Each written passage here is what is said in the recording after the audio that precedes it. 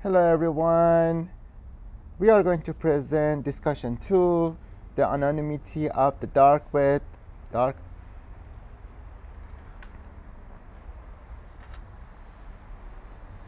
Hi everyone. We are presenting discussion 2 for the anonymity of the dark web with Ocean, Tija, Tiffany, and Ryan. At the beginning, for the introduction, as the 21st century in digital era, more and more information is online and people can share information, connect with any part of the world with just a click. The web visible to an ordinary user seems like a vast knowledge resource, but it's just the surface web. In reality, there is a lot more to the internet. The websites we access make up approximately 4% of the whole web, and the other 60% of the web is hidden and invisible. And the invisible, deeply hidden, non-indexed web is generally named the deep web, which these days are so common.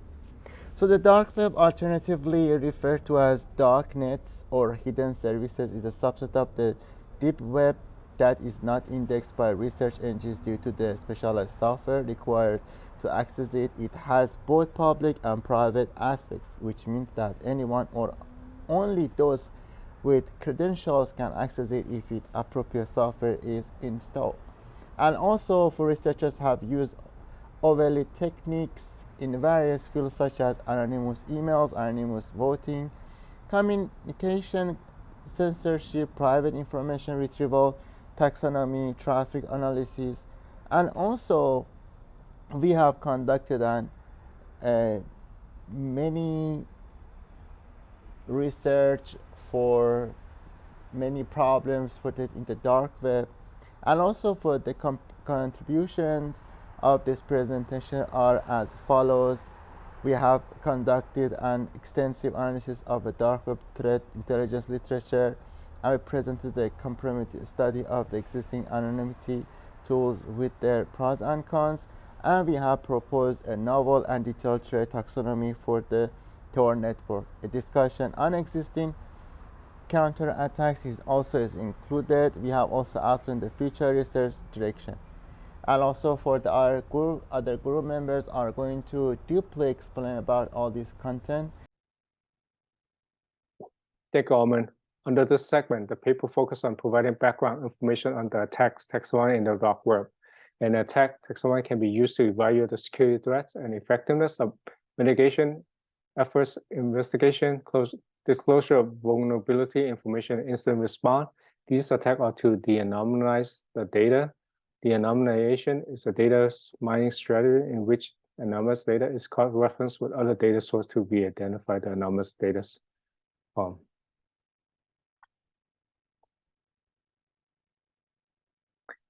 Here are some of the attack category from the researchers. You have active, passive, entry, exit, client server, protocol, application, and network layer. So for example, attacking the network is targeting the route of the bridge discovery using DOS, attacking the clients such as a client browser plugin, ActiveX, Flash, and Java. And of course, application attack can be controlled as they mainly occur due to carelessness and awareness of the users. And for network attack arise either because of the network constraint or the upgradation trade-off.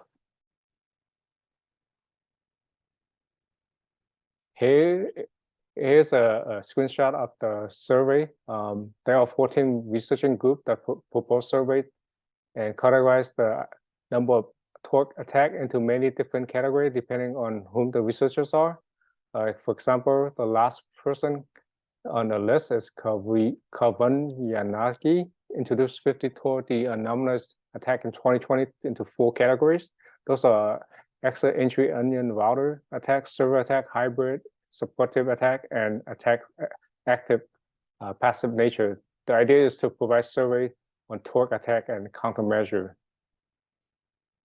And here you have the 3 most popular browser. Tor network is a secure encrypted protocol that can introduce privacy for data and communication on the web. And you have Invisible Internet project similar to Tor, but every user acts as a relay. This increase anomaly and then deniability. Furthermore, the tunnel is in I2P or all one way, so you need two connections to transmit to and from one website. Freenet is another, it's not an anomaly network. User on the Freenet can access file which has been uploaded, but there's no server. All the files are hosted in an encrypted state by the user. So it's not as many user on Freenet, so that's why you see not many attack. But Tor is a widely used browser, so attack is higher. In Visual Internet Project, similar, not much use and attack. Thank you. Literature review scope. The article focuses on reviewing and analyzing the anonymity of the dark web, with a particular emphasis on its key areas. The study aims to identify the most relevant literature on the subject, gather data from various databases and journals, and present an overview of the threats and their implementation. The research methodology involves searching with keywords in central databases, reviewing citations and review materials, citing those critical articles, and filtering the papers manually for greater relevance. The article classifies the reviewed literature into three main categories. The first category focuses on the anonymity of the dark web and crimes occurring due to the anonymity, with specific focus on Tor, I2P, and Freenet. The second category examines the detection approaches for crimes. The third category discusses the attacks on the dark web.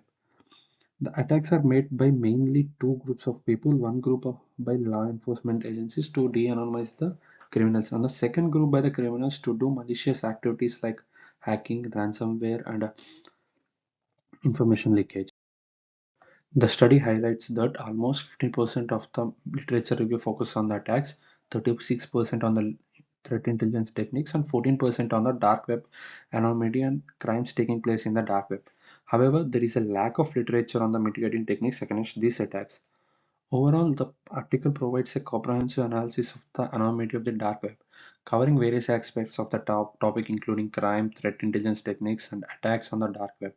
This study can be beneficial for researchers and law enforcement agencies to design a prototype to mitigate such threats.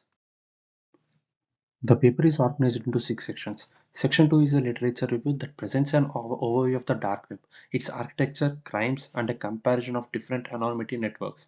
Section 3 discusses current threat intelligence techniques, their successes detecting techniques, and their strengths. Section 4 categories cyber attacks in different networks, including a unique trilogies classification in the Tor network. Counterattacks and countermeasures to prevent these attacks are also described. Section 5 identifies research gaps and future works to make the dark web a safer network for the regular users and prevent criminals from using it. Finally, Section 6 concludes the research. Here in this figure is a metaphorical view of the Internet previously described. Resources and information from all three sectors of the Internet is accessible by the Onion Router, which is an open-source software that assures anonymity by disguise of IP address. Other techniques to maintain confidentiality and remain anonymous on the Internet include using a proxy, which is a router or system used to create a gateway between the Internet and user, or a virtual private network to create a secure and encrypted private connection shared on the public network, or perhaps by means of domain name service-based bypassing. Users can anonymously connect to a web server through the Onion Router. This process involves the connection to an entry guard at the entry point of the Tor network. Then, a link to a middle relay is made, with the final connection to an entry node at the border of the Tor network. It is important to note that the dark web contains an incredible amount of illegal activities, but still remains a legal concept itself. The surface web is for those who may not have a need or care for anonymity on the Internet. Data gathered from the surface web is categorized as indexed content because it comes from recorded information indexed by Google, for example, which remains open access to the public. On the other hand, the deep web requires permission, such as a password, or network privileges. Many of us recognize this type of content when we're accessing government or educational records. Unsurprisingly, the total volume and rate at which the deep web is growing remains unknown. Hey everyone, it's Tiff. Anonymity is achievable by working on the dark web. The internet allows for resources and information to be exchanged between servers in a network. It is comprised of three sectors referred to as the surface, deep, and dark web, as seen in the figure. The surface web can be accessed using traditional search engines like Google. The deep web, however, may ask for a password or network permission. Lastly, the dark web is intentionally hidden from the public and requires special software like Tor. Hello, this is Ryan, and I'm going to be talking about accessing the dark web, as well as Tor, I2P, and Freenet. So, in order to access the dark web in the first place, you need to have some of those special purpose browsers, like I just mentioned, Tor, I2P, or Freenet, but there's also others like Riffle and SubGraph OS, and there's probably many more. So, Tor is definitely the most widely used. It's probably the one you've heard of most recently, and it's also most likely the most strong and secure of the group. It stands for the Onion Router, and it was developed by the U.S. Naval Research Lab in 2002 as a tool for anonymous online communication. So using the protocols that Tor uses, the client and the service provider cannot determine each other's identity at all. So to get into some of those protocols, naturally, let's start with the Tor protocol. The client is going to send an HTTP request to the directory server for info about the Onion router. So let's go over some of those terms. The client, also known as the Onion proxy, will communicate with the directory server, which is kind of like a DNS of some type. It just has directory information about each of these relays. These relays as a whole are going to be considered the Onion router. And the client is going to choose three essentially at random by using the Tor selection algorithm. And it's going to communicate with those three relays and receive three respective key hashes.